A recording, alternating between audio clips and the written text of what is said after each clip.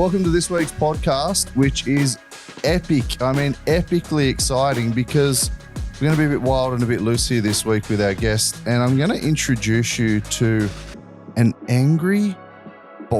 former angry boxing chippy carpenter who went from literally having, say, every police officer in town knowing his name on a night out and being an angry little tradie that loved a bit of boxing for fitness and venting to being the CEO of Dream Out Loud. So I'm really excited to introduce to someone who went from literally, I guess, broke on their knees and not knowing their purpose in life and how to get out of that financial position at, maybe 21 years old to literally becoming financially free at just 23.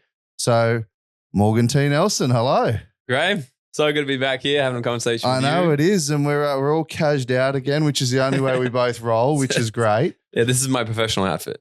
Same, when I can get away with it. Sometimes I have to put a jacket on, which is really annoying. So Morgan, I want to do a bit of a quirky introduction there, but you are the CEO, founder of Dream Out Loud. Yep. Talk to us.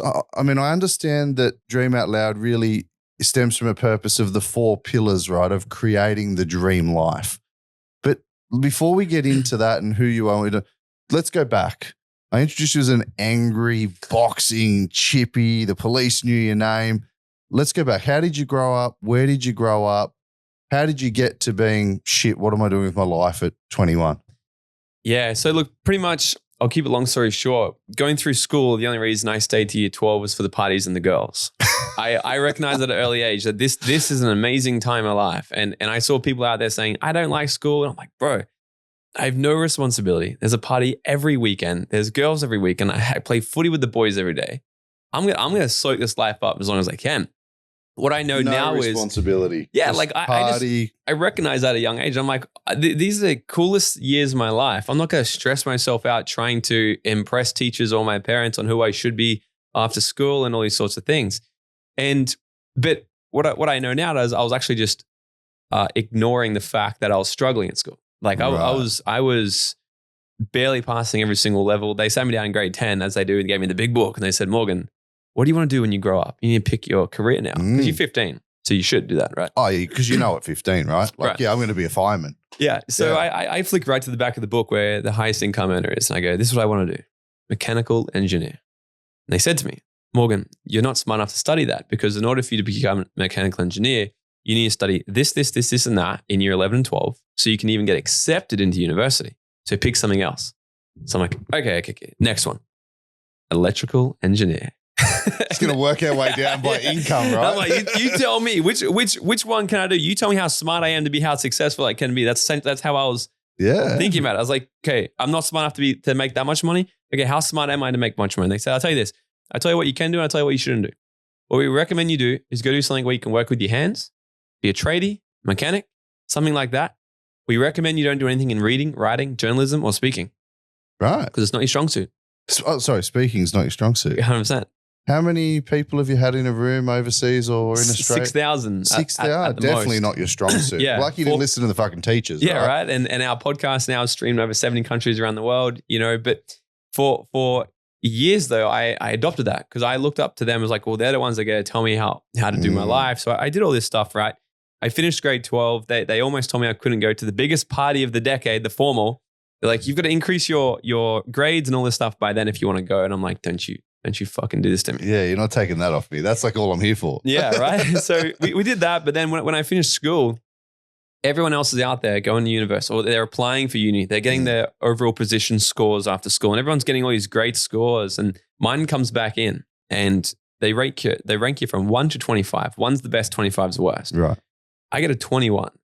And they pretty much say that anything over 15, like you're not going to study anything at university and you're not really going to be successful in life.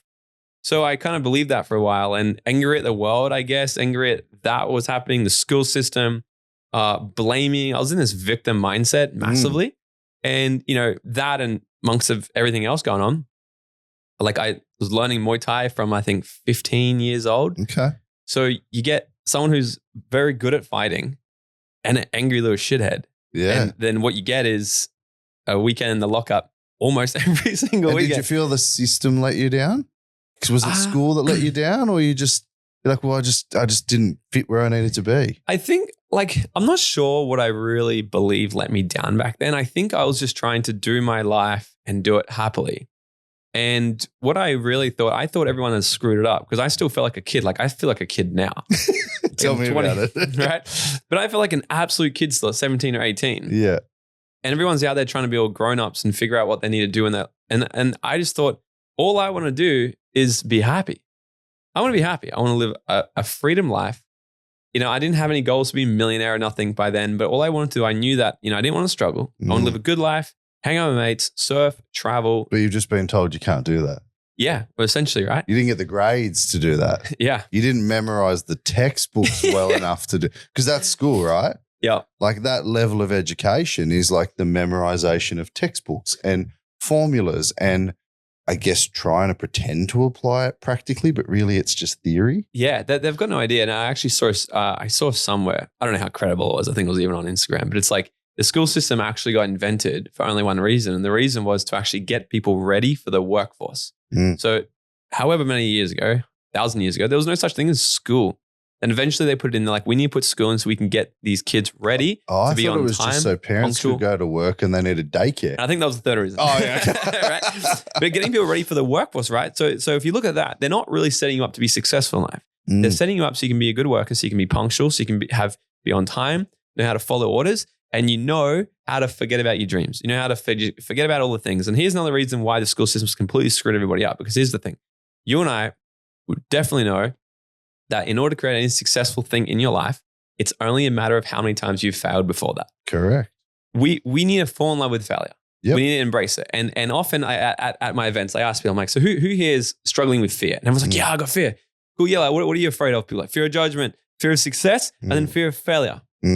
Paradoxically, people are stuck because they're afraid to become successful, then they're also afraid to fail. I'm like, well, where does that? You can't become successful if you're not prepared to fail. 100%. And you can't learn unless you fail. But then I thought, where does that come from? In school, you get a bad grade, what happens? You're punished. You're punished. You got to stay back. You got to resit the exam again. We got to talk to your teachers. We got to talk to your parents. Yeah.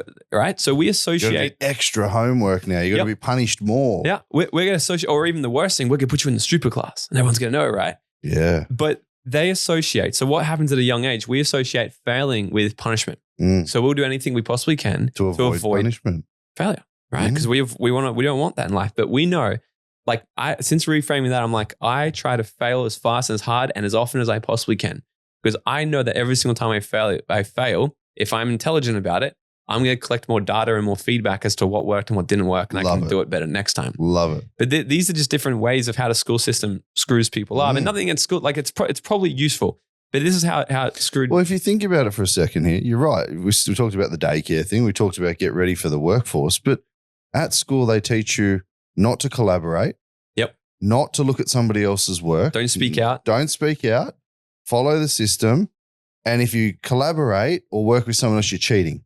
Yeah. Now, we leave school, we go into the workforce, we're taught to collaborate, share, and work together. It's the fucking complete opposite of what we've been told to do at school. So then even then, they're not preparing us for the workforce.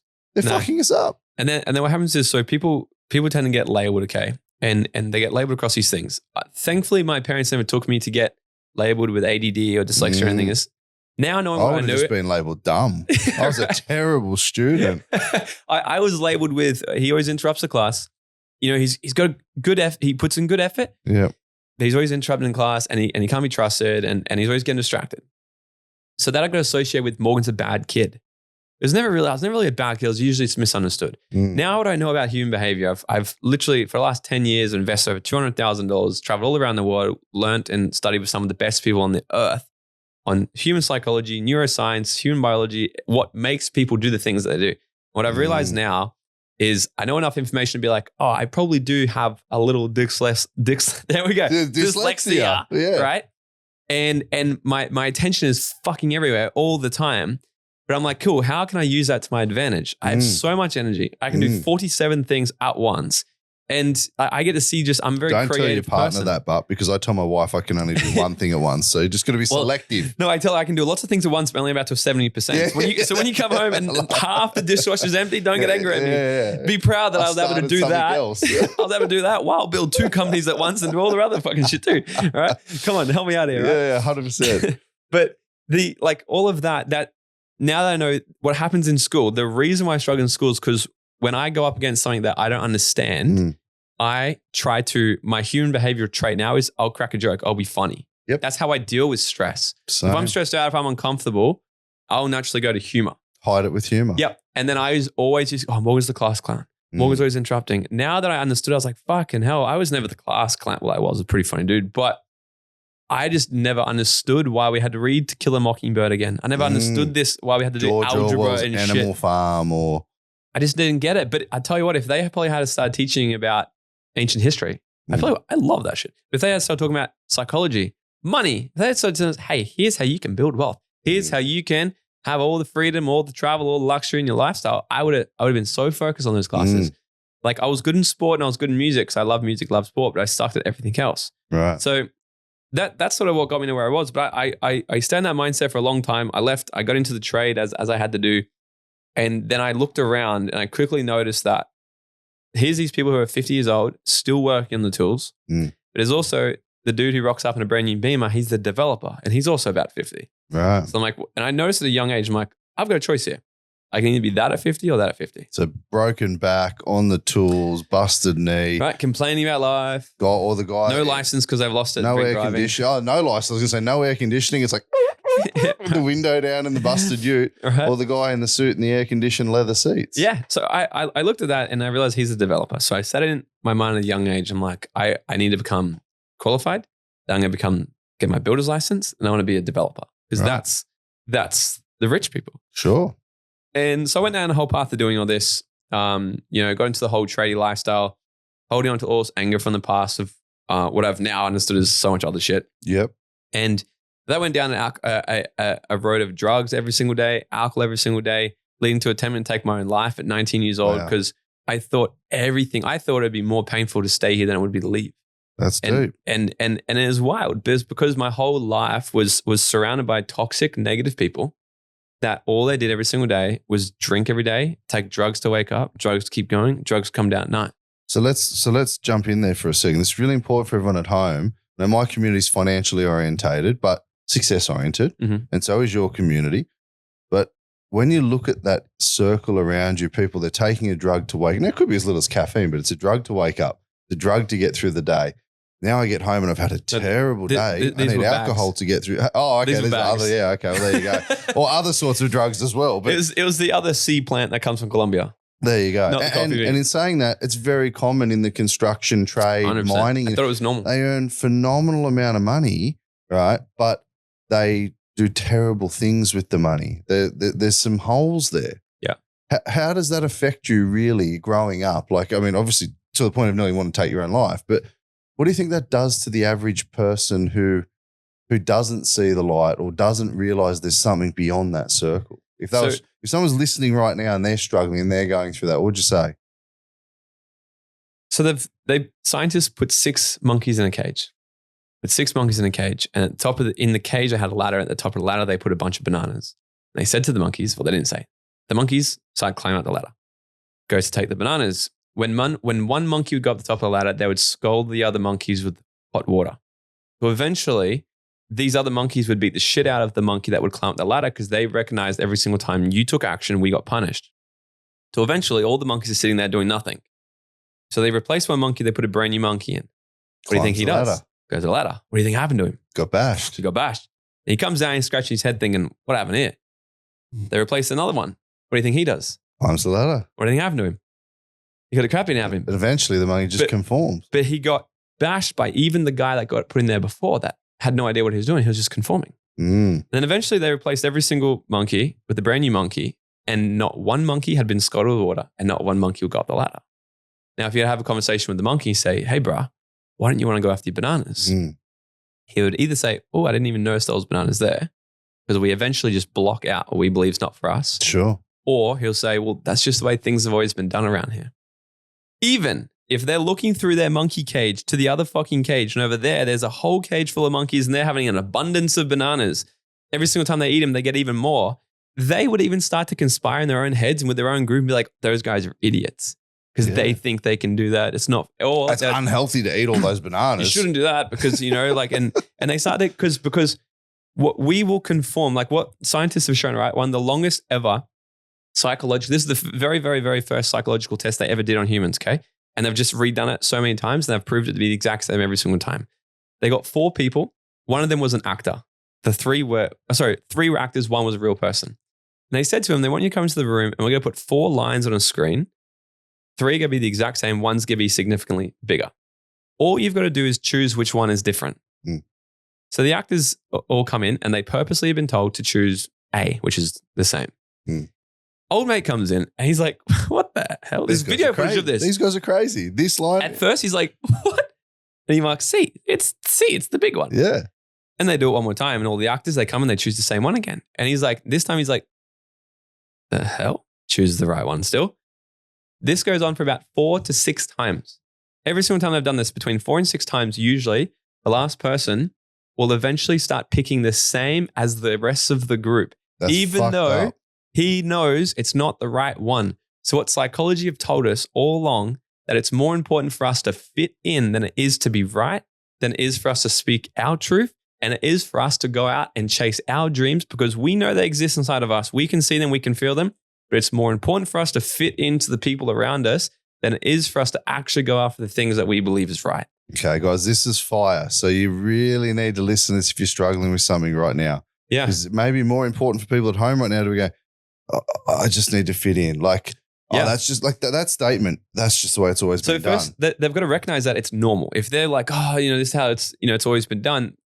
Firstly, there's nothing wrong with you. This is how the mind's made up. It's survival. It's like if we stand out, then it's dangerous for us. We're going to fit into the pack. We're safe here. Yeah. That's how it's conditioned.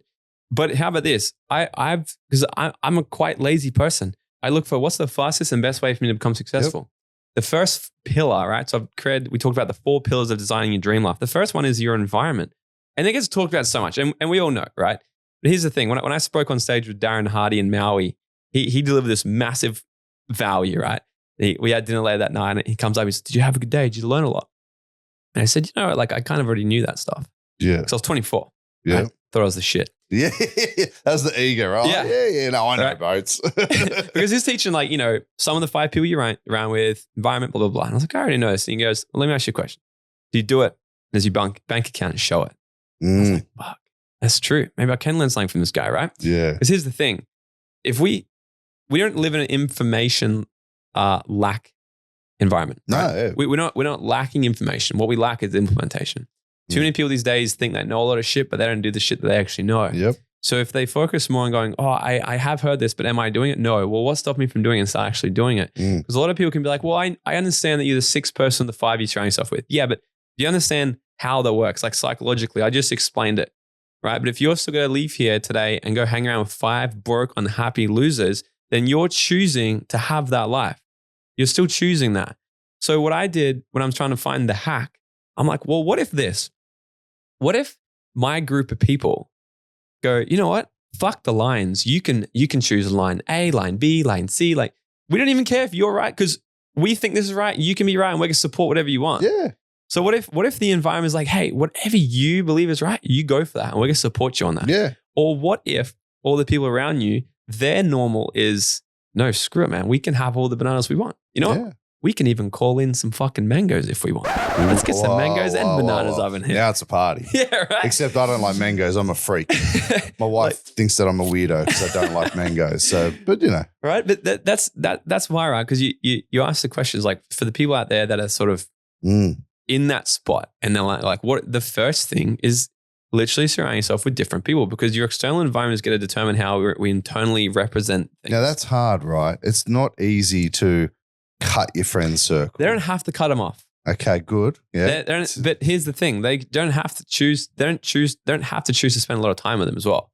So like I've got a lot of friends and I even every single day, I'm sure you're probably the same, DMs from people. Hey, let's catch up. Bro, like I love you, I just don't have time to catch up because right now my time this week is spent doing these things. And that energy exchange, people don't realize, right? I had friends and family over recently and the negativity, and I found myself bitching. And I'm like, whoa, who is this version of you? Where this opened the cupboard up all of a sudden. Like, it's normal. Right? Well, the people around me were bitching. Yeah. So all of a sudden I'm bitching. Because if you don't bitch, they'd be like, oh my God, you hear him? He's not even fucking bitching about everybody else. Yeah. And I'm like, I don't got time for that. I just want to see everyone win. Yeah. And if you win in a different way to me, go for it. I'm cheering from the sidelines. Yeah. So so you don't have to cut them, right? I do the same. People reach out to me constantly, whether it's, hey, you want to invest in this, or hey, can you help me? Constantly, like literally gazillions of people a day. It's like, and it always starts with, I know you're super busy, but, and it's like, well, then obviously. Why you message me? Why you messaging me then? Approach it in a different way.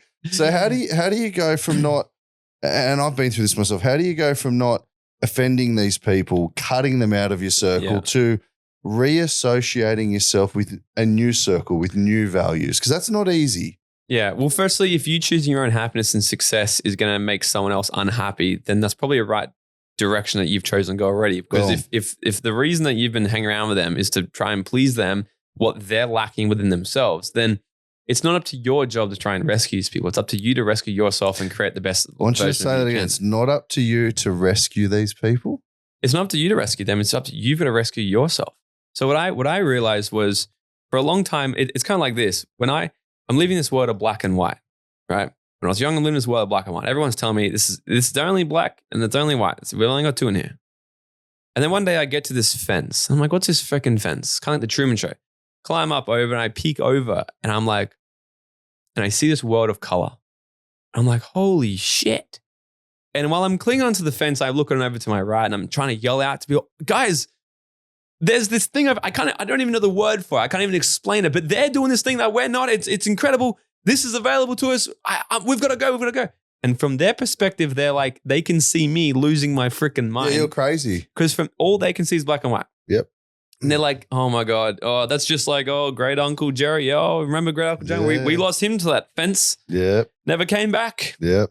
Can't be too good then, is it? Right? It's a bit like the tall poppy syndrome. Yeah, it's exactly right? So then what happened was I was clinging onto the fence for so long, looking at the life I wanted to create. And I knew it with absolute certainty that I could have it. But I was too afraid to let go of these people. I was like, come with me.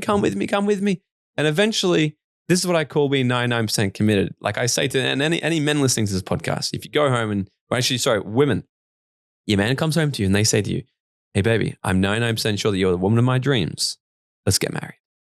What are they going to say? You're only 99. What do you mean? You're not 499% sure? The women are going to be like, what about the 1%? And then us men were like, but what do you mean I've given you 99% woman? I need to save some. You'll not have a completely amazing committed relationship if you're not 100% committed. And you will never achieve the life you want as well if you're not 100% committed as well. Mm-hmm. But I'm clinging onto the fence. I'm still 99% because I'm like, I see it. I want to do it, but I'm still hanging on. You're not over the fence. So it wasn't until the day I leaped myself over, regardless if they came with me or not. Mm-hmm. So I realized this. I'm like, look, this is my life. We're not going backwards. I'm not getting time back. I'm going to do it. But what I realized was this. When I jumped over the fence, some people would be like, oh, he's going for it. What an idiot. Da, da, da, da. Some people would be like, oh, yeah, you can do it. Very small people. But then once I was gone and never came back, some people had the courage to also climb the fence and be like, wow, I'm going to follow in his footsteps. And I know I've been able to inspire some people that I wanted to change ages ago, but never did it. But because I had the courage to go do my life my way, I know they've been able to go and do some incredible things too. But not all of them. The rest of them, when I come back to the black and white land once every 5 years for a dinner or something, they're like, it's either one or two people. They either don't want to know anything about the colored side, or they're like, oh my God, I always knew you could do it. Like, fuck off, mate. I was going to say the old saying, first they hate, then they imitate. There's that third type as well. Hate's a strong word, but there's the ones too that are like, yeah. And then all of a sudden it's like, oh, tell me more. Like they're so engrossed in, I always knew you could do it and tell me more. And oh, okay. Like they're so artificially interested all of a sudden. Yeah. Or they tell people like, oh, I knew that guy. Yeah. Like I've had people comment on my ads now. I've seen people comment on my ads that I went to school with. And like, oh my God, you're doing so well. I always knew you'd. Oh my God, I remember I went to school with this guy. Like, well, now you come out. What about 5 fucking years ago? You know, when I'm like, it's just interesting. It's And I had this recently. We did the tour with David Goggins, right? And it's so weird in Sydney. I grew up in Wollongong, south of Sydney. Yeah. I had about 4 people come up that were from the Gong. So credit to the Gong if you're listening. And 3 of them were like, oh, I don't know if you remember me. I was a year above you or like blah, blah, blah. And I'm like, oh, I kind of know the face, you know, but because I've blocked that part of my life. Like, oh, yeah. You're a terrible student. And I'm like, thanks, bro. And like, oh, yeah, I'm just surprised. And I'm like, cool. There's this one gentleman who come up to me and said, hey, I don't know, just wanted to shake your hand and say thank you. I don't know if you remember me, but I was like a year or 2 below you at school. I'm looking, I'm going, I do know this face for some. He goes, and you're always really sporty and this, and you probably weren't a great student, but man, I'm so fucking proud of you. And I get an emotional thing. He's like, I just want to say thank you because you gave me hope. Yeah. And just now you gave me more hope to go, fuck the system. Like, I actually get a bit over. I'm thinking, and it's good that you go like, okay, so out of 4 people, I think there's 4 people come that said, oh, I went to school with you, or I knew you, or played sport. One person actually knows went, fuck, I could go that far. Yeah. So when you say they come from that side of the fence and you do that and you meet back those 2 types of people, how do you deal with that? You just acknowledge them, you move on, you go back to the coloured side. I do. Like I'm so, it comes along, like I think everybody should become a millionaire, not for the money, for the person you need to become a millionaire. Because I'm so just content, comfortable and certain and secure with who I am, what I've done. I have no need to please anyone. I have no need to have people want to like me or anything. So I always just come from a place of like kind-hearted, and I'm always just genuinely interested in what other people are doing in their life. But I can be an absolute asshole as well if you want to be an asshole to me. But like honestly, because I think the way, I'm trying to think of a scenario right now, but it's on the edge of my brain. It might come back, but I can't think of it. But it's, I don't. I'm just a human. Like it's, you know, like, and I don't even think I'm great or nothing like that. But it's like I just realize that everyone's doing the best they can with all the information that they have at that time. You can't help somebody who doesn't want to help themselves, right? So you can be respectful. You can move on. If they're ready one day, they reach out again. Yeah, but like it helps me be okay with knowing. I guess it's times when I know like there's hard days or whatever, and I'm like, you know what? Because I think people along this journey, any journey, they think that hard things are going to stop them. Well, there's going to be, well, if I do that, it's going to be hard. Damn right, it's going to be hard. But they also oblivious to the fact that it's going to be hard either way. So I look back how I used to live, and I look at that, I'm like, okay, I can either be broke, unhappy, be so average, just get by, have one holiday a year, or I can have the most extraordinary freaking life. Like I took 4 months off, traveled Europe last year. We're going to do the same this year. Do the most incredible things, have strangers come up and tell me how much I've been able to impact their life, and do these sorts of things, and then make gangster money and all the rest of it. And there's definitely hard days, but every single day when that comes, I'm like, well, choose your hard. Because life's the choose your own adventure book. Yeah, like I choose it. So I think in every single moment when we're faced with adversity, it's either I'm going to choose to push through this, or I'm going to, which is hard, or I'm going to choose what's easy now. Therefore, life will be hard. So if we do what's hard now, momentarily, we'll have a life that's pretty damn easy. But if we do what's easy now, we'll have a life that's pretty damn hard. Well, let's talk about that as well. So you make choices, right? You've made those choices. You've seen the light. You say, oh, black and white, colored side, et cetera. You jumped the fence. What did life look like when you had to take those risks? When you go, well, I'm broke, I'm this, I'm that. Yeah. I'm changing my circle. I've seen a light and it's not a train coming through the tunnel. You know, like talk through that process for people that are listening. They're like, okay, yeah, it was fucking hard, but I'm here now. Because a lot of people see this. And for me, the top of my industry, top of the tree. For you, you go from angry, boxing, police, you know, drugs, alcohol, miserable, broke, to fist pumping 5,000-6,000 people in a room, jumping up and down with the whole fucking room. And I know it's like, so actually sometimes I'm like, don't look at me, I'm sweating. Oh, I'm chubby. You know, it's not easy. People think, oh, I could do a good job up on stage. It ain't fucking easy, right? Yeah. If it was easy, everyone would be doing it. Talk about those steps and changes for people that want to break a pattern now, whether it's my audience financially, whether it's your audience that are struggling to live their best life. Yeah. And so I'm going to say something that a lot of people are going to be like, oh, I know it. But let me explain it in a way in very real time that makes sense. It all starts with leaving the comfort zone. Oh, don't sound like I don't know, Morgan. Hear me out. I'm getting my skydive license. Actually, I just got my skydive license yesterday. Oh, well done. Done. Boom.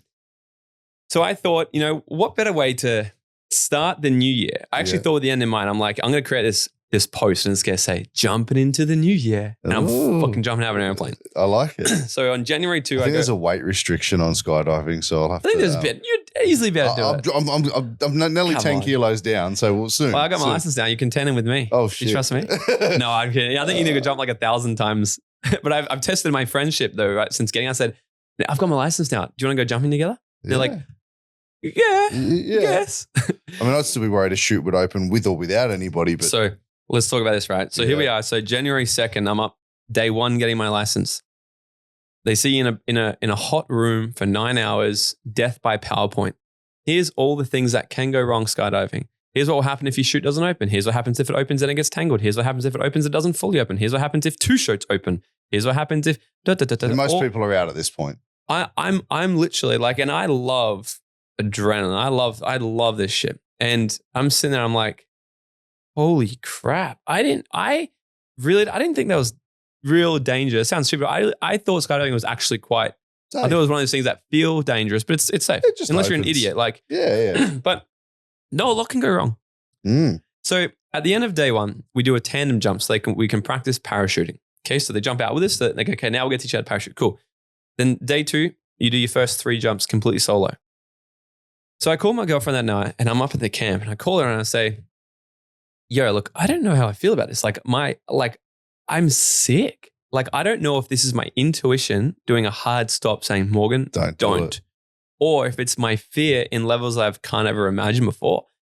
And I said to her, I was like, I don't know. I can't read my body right now. And she's like, look, if it's intuition, just come home. I want you to come home.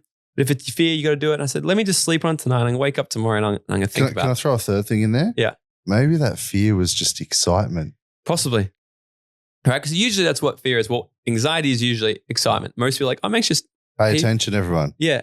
Sorry, say that. Fear is usually? Okay. Excitement, right? But fear / anxiety is anticipation of something in the future, of anticipation of the unknown or the anticipation of pain. So the only reason we experience it is if we're living in the future, and we can never live in the future, but if we live in the present, we can only feel love and gratitude. So why not feel that instead or confidence and certainty and go for that instead? But I wake up the next morning and I'm asking myself, and I'm kind of shitting myself a bit. I'm like, I'm literally about to throw myself out of an airplane with nothing but a backpack. And I don't even remember half the stuff they taught me yesterday. And I'm just trying to remember my first, when you pull your chute, if it comes out, there's a checklist you need to go through. Has the chute opened? Yeah. Is it straight? Is it not tangled? So it's death by PowerPoint, but in midair now. Without so I'm going through all this stuff and I ask myself the question, I'm like, Morgan, what are you most afraid about? And the answer that my brain told me was, well, what if you don't open the parachute? Genuine question. And I'm like, yeah, but why the fuck would you not open the parachute? I said, I don't know why I wouldn't, but it's possible. You're having this conversation now. I'm like, but what if I'm up there and I'm just like, and I freak out or something happens and I just don't. What if I can't find it? Yeah, I'm like, what if, what if I don't? And I said, Morgan. So it's not a fear of skydiving. It's the fear of not trusting yourself. I was like, oh, bastard. And then I asked myself the question. I was like, because jumping out of an airplane on your own, I think is pretty like living in the unknown. Like you jump out, you have absolutely no idea how you get to exit, what's going to happen, you get to tumble, when you get to open, if it's going to open, you get to run to malfunction, you know it. And that's what excites the shit out of me in life. I have no idea what's going to happen after this. Bring it on. Yep.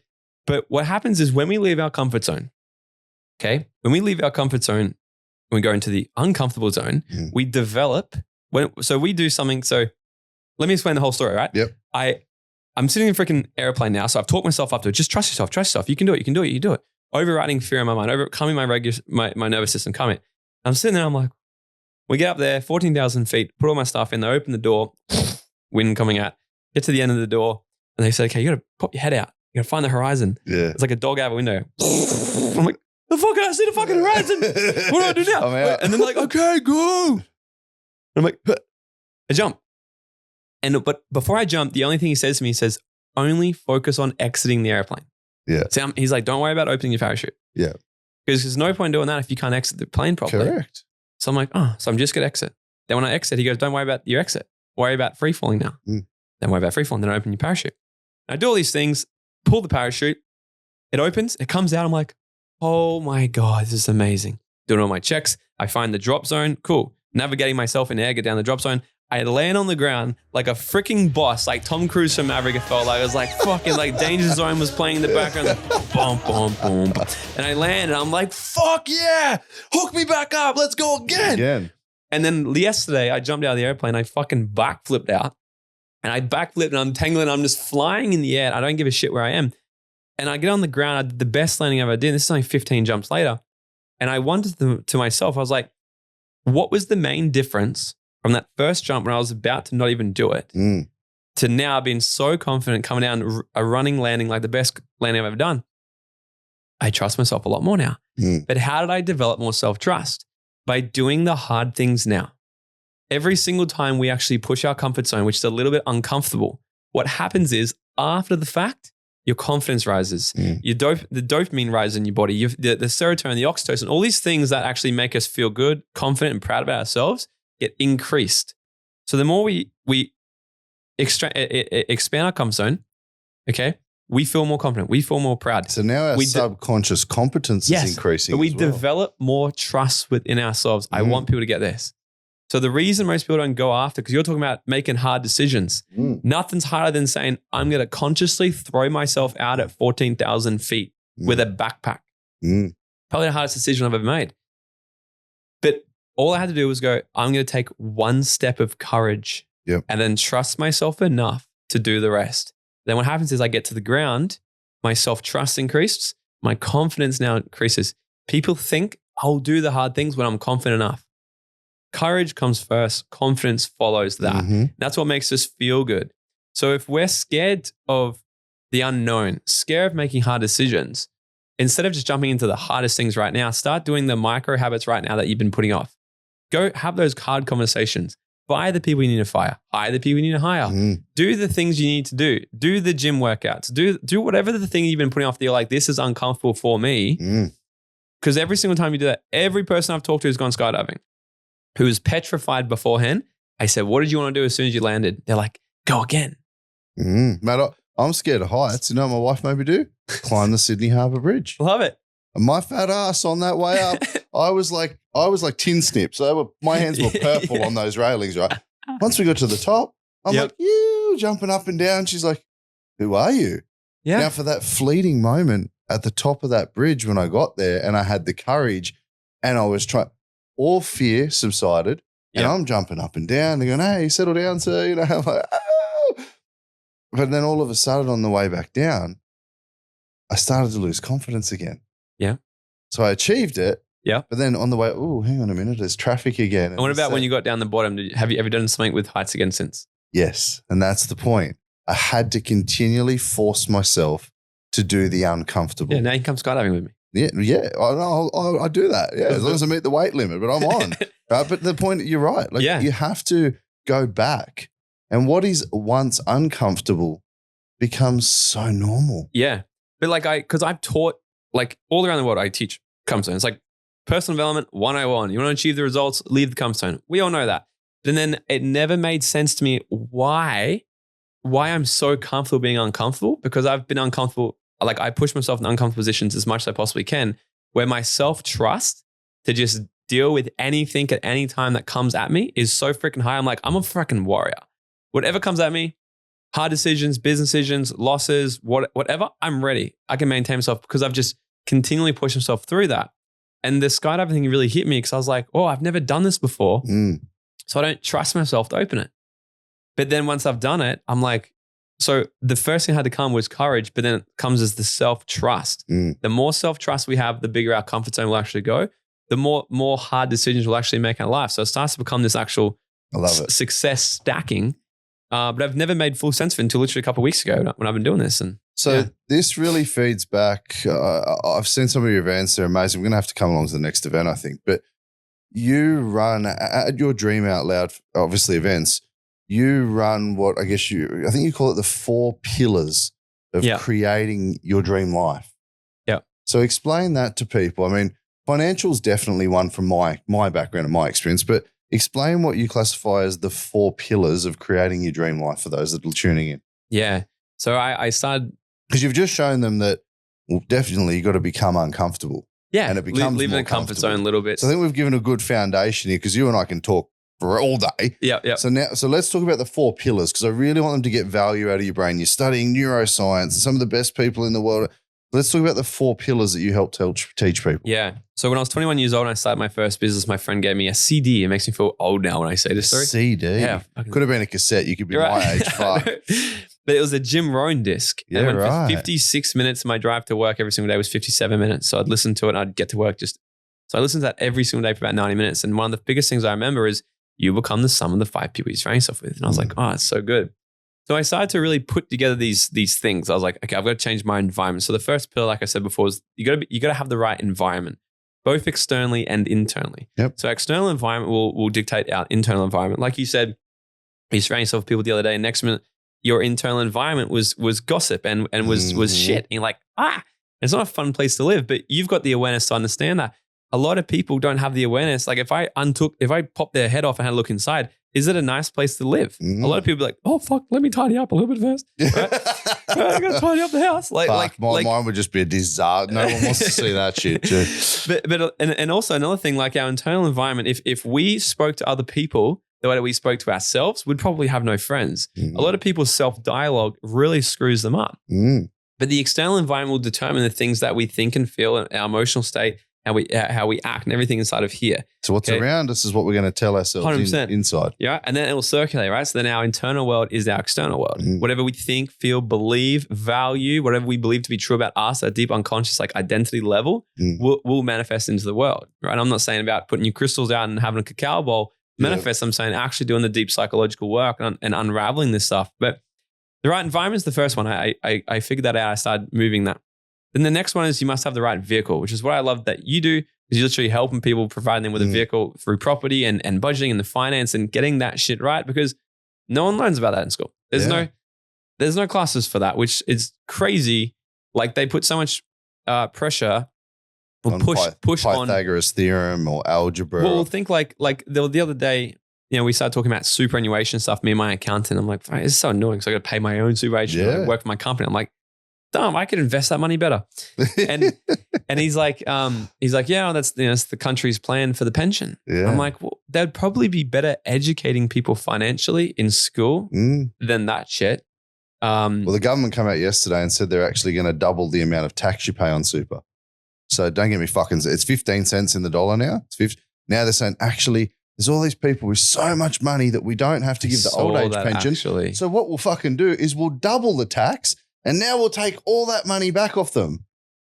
It's wild. Fuck So the right vehicle, okay, is super important because I see a lot of people doing shit they don't like. Now, I'm not all about teaching people how to build businesses. It just so happens that a lot of people that come to us are entrepreneur and want to have a business. I love that. I think people should, because it's, if you really want to get into personal development, have a committed relationship and build a business. Nothing will test you and push you more than who you need to become to have those two things. And if you really want to go to the next level, do them simultaneously, even better. But even for the people that are like, well, I'm not an entrepreneur. I don't want to do that. I'm all about helping people find what is that vehicle for them that they love, their true north in life. Now, the Dream Out Loud method, we have this full extensive process to help people find their genius in life. Like, gotcha. What if I truly believe that every single one of us are coded in a unique way. I had Les Brown on my podcast, and I was talking to Les, and I said, Les, do you think everybody can live their dream life? He's like, that's why we're here. He's like, 400 trillion chances to 1 of you being born. Yeah. It's like, you're not here by accident. Every single one of us have been put on this earth with a unique gift, dream, idea, whatever it is, to bring to life. But 95% of people, 95% of people, and you know what? 95% of people get to their deathbed and they'll die with those dreams, those ideas, the books, the charities, the businesses that they never brought to life because of the fear of other people, judgment, the way that things have always been done, the monkey cage, and all those sorts of things. So I truly believe that everybody has this thing, even if it is to be a barista. Yeah. I'm like, if your genius zone is to be a barista, your God-given talent was to make the best cafe macchiatos or whatever they're called Mate, these if days. you are that person, please can you contact me, because I am a coffee snob, by the way. It is an art. Right? It's So an art. I'm like, if that's why you're here, then and you wouldn't want to work for McDonald's, then you go and you be the best one there. Mm. Then come to my events and let's strategically look at, well, how about we buy you a franchise? How about like, Mm. I still believe everybody can get absolutely wealthy and doing the things that they love, even if it's been absolute barista. Like I think any single industry in the world, you can come to me and someone's like, I bet you can't find a millionaire in this. I bet you I can. Well, one of the wealthiest people in Australia's got the penthouse in Sydney's at Maloo. He's a garbage man. True. He was a garbage man. Yeah. Right. Yeah. He's got like a gazillion dollar penthouse in Sydney. So there we go. So the only reason, we've heard this before as well, the only thing that's stopping most people from having everything they want is the bullshit story that they keep telling themselves as to why they can't have it. 100%. That's why so vehicle. Yeah. So the vehicle's really important. So the vehicle, Number two. but here's the thing: if they get clear on that, okay, they'll have an unlimited amount of inspiration, untapped energy to put into it. Most people aren't unmotivated; they're uninspired. Like I had a conversation with my girlfriend the other day. She's like, "You've been working quite late lately. Like, what's going on?" I said, "Yeah, you know what? Because I find it hard to switch off because I fucking love what I do. Yeah. I don't want to stop.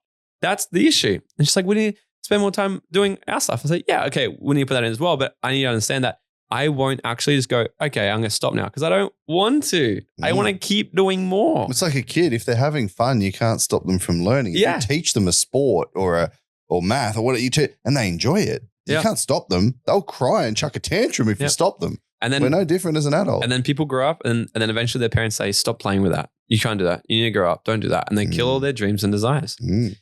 The next What's one. the third pillar? So the third pillar is the right timing. Okay. Like I said before about the 99% thing, most people are still just tiptoeing in the pool. They're 99% committed to their woman. They're 99% committed to their dreams. And until they go 100% in, nothing's going to change. When we're 100% committed, there's a dude in the age of 15, 14, Colonel Cortez took his boat from Spain to Mexico to beat the Aztecs. He took one ship. He gets to the coastline. They're wickedly outnumbered. And he's like, "Fuck, amigos. Big problem." So what he says to his boys, to his men, he said, "Light fiery arrows and set the boat on fire." And his men were like, "Colonel Cortez, you've gone a loco." And he's like, "Set the boats on fire." They set the boats on fire. And what he says to his men, he's like, "We are outnumbered, but now we've got no point of return. We are 100% in this. We're either going to beat the Aztecs or we're going to die trying, but there's no point of return." Mm. With that conviction, with that commitment, with that certainty, they beat them. They were completely outnumbered. See, what starts to happen is when we are 100% committed, we are now committed to vibrationally being on that level. We're talking law of vibration now. Who is the guy? Tesla, Nikola Tesla? Mm. You want to understand the universe? Thinking laws of vibration. When we're 100% commit, this is the end desire. We burn the bridges of this vibration anymore. The reason we have the results we have in our life is because we're vibrating on that level. The reason people are in your circle is because they vibrate at the same level. Mm. People who vibrate up here, they just don't attract these people. That's how the law of attraction actually works. But through absolute commitment and certainty to the end goal, we'll change our vibration. That's when we attract things to us, which bridge the gap to us. And will some decisions be hard? Yeah, but they'll be worth it because it's like, well, I know this is just a hurdle and we go through it. So the right timing is super important. So if right now is not the right time, then when is? You might want to ask yourself the question, when is now the absolute best time for you to go all in Is there ever the right and 100% time? commit to what it is you want to do? Most people are still getting ready to get ready to get ready. And I think the thing that holds them back is the fear of this, the fear of that, which is why we do massive fear breakthrough things at our event, because I believe it's what stops a lot of people. But fear's made up. There's only two that we're actually born with. Fear of loud noises and the fear of falling. That's why you can yell at a baby and drop a baby. Trust me, I've done both. And they cry. Right? And they'll cry. Right? You can yell at a baby, loud noises, or if it falling. Okay. There's the only two fears that are actually hardwired into us. Everything else is learned. So the fear of success, the fear of failure, the fear of judgment, the fear of what are my dad's going to think of me. It's all complete made up shit. We can't really be born with shit we don't know exists yet, like fear wise. So we learn it all. So if we can learn it. So that pillar is timing. Yep. And what's the fourth pillar? The fourth one is the right you. So the right you, this is, I spend most of my time doing this because I believe that about 80 to 99%. You know, Tony Robbins will say 80%, Bob Proctor will say 99%. So I say 80 to 99%. of all your behavior is completely unconscious. All success is unconscious. 1 to 20% is actual skill set and conscious behavior. But if we're not have the right belief system, the right identity, the right value system to go ahead and learn the skill sets.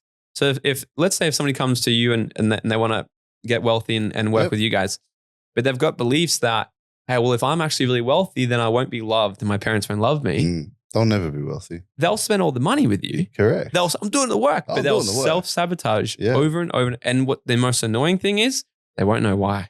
They'll be in the same position in 10 years. So that's why becoming the right you, I spend most of the Dream Out Loud method really doing that, because I would rather work on the 80 to 99% than the 1 to 20%. And because I'm good at that.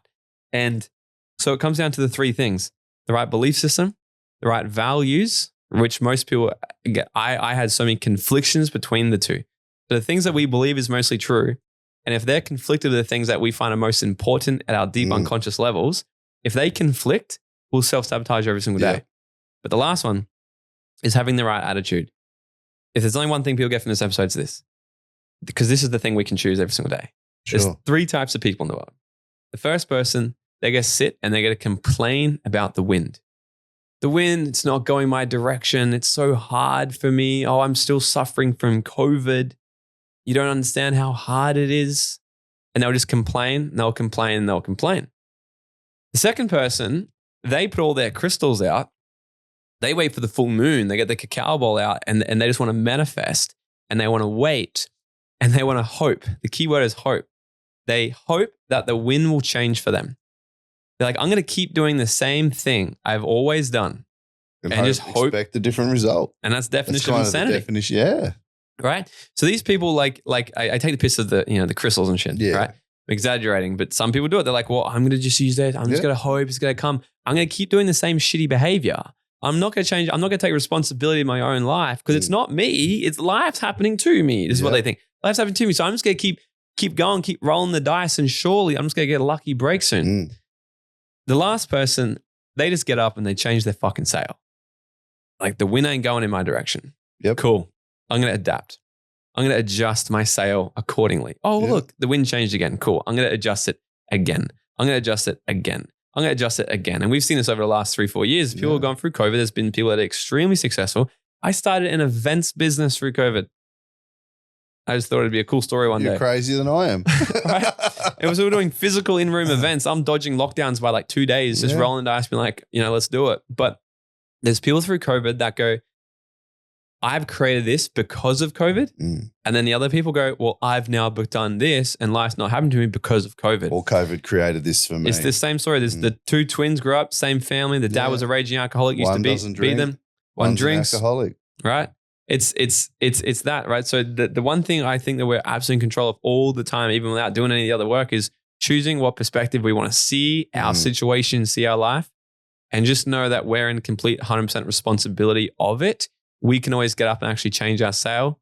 And if we're going to allow the external circumstances to dictate where our ship is going, then you're never going to get anywhere. So best thing to do is take the attitude of the last person. And change the fucking sail. Stop whinging. Yeah. So, Morgan, this has been lit. We're going to have to do it again and again.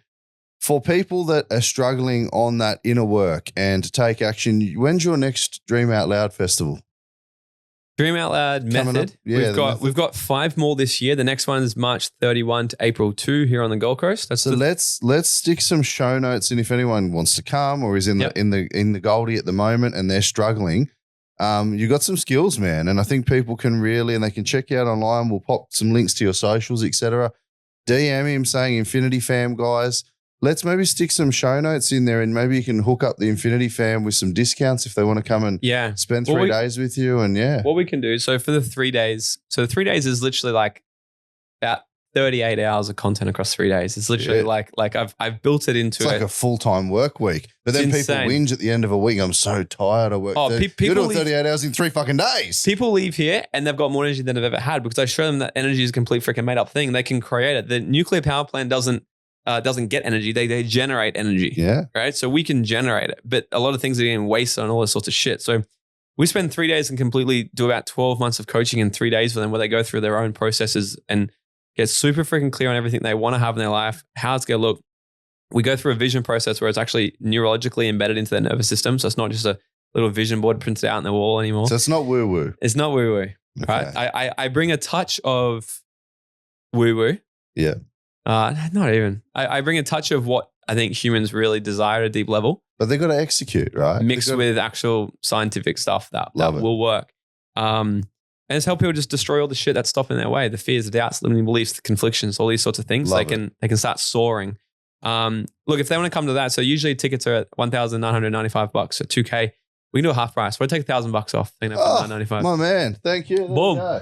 Let's get it. So guys, if you want it, we'll put some links in the show notes for you. You can check out Morgan's socials, Morgan T. Nelson. Where are you most active, mate? 2 places: Instagram, Morgan T. Nelson. That's my best spot. I'm on there. It's where heaps of content goes out there. Yep. And my podcast, Dream Out Loud. We've got nearly 200 episodes now. We've had you on there. We obviously. had a fire episode, Yeah. right? I mean, the amount of We have reels. to do a round 2 for sure. On that Yeah, one too. we have to. There's some good chats on there about 2-minute noodles and life coaches and clubbing and partying.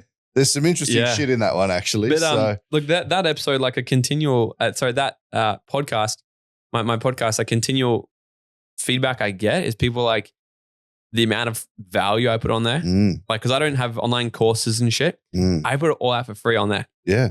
So there's just so much stuff. But I've interviewed some of the amazing people around the world as well. Yeah. So Dream Out Loud huge there names. or Instagram at Morgan T. Nelson. Guys, check it out. We'll pop it in the show notes. Dream Out Loud or on the podcast, Spotify, you name it, or Morgan T. Nelson on Instagram. We'll have to do it again. Lovely. Thanks so Thanks, much man. for having me, brother. Appreciate it.